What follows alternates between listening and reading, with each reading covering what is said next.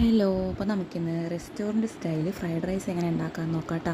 നല്ല കറക്റ്റ് അതേ ടെക്സ്ചറിലും അതേ ടേസ്റ്റിൽ നമുക്ക് കിട്ടും കേട്ടോ. അതിനൊരു ടിപ്പുണ്ട്.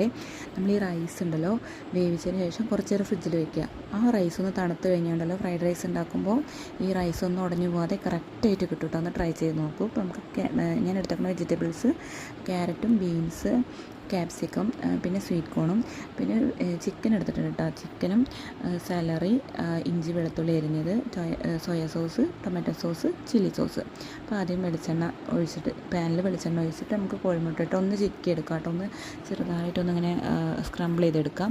അതേ പാനിൽ തന്നെ വെളിച്ചെണ്ണ ഒഴിച്ചിട്ട് ഇഞ്ചിയും വെളുത്തുള്ളി ഇട്ടിട്ടൊന്ന് വഴറ്റിയെടുക്കുക. അതൊന്ന് പച്ചമണം മാറിയതിന് ശേഷം ക്യാരറ്റും ബീൻസും ക്യാപ്സിക്കും ഇട്ടിട്ട് ഒന്നും കൂടി ഒന്ന് വഴറ്റി കൊടുക്കുക കേട്ടോ. അപ്പോൾ ആ സമയത്ത് തരി ഉപ്പ് വിതരണം കേട്ടോ. അപ്പോൾ ഒന്നും കൂടി ഒന്ന് നന്നായിട്ട് വഴന്ന് കിട്ടും. അതൊന്ന് വഴറ്റിയതിന് ശേഷം സ്വീറ്റ് കോൺ ആഡ് ചെയ്തിട്ടുണ്ട്.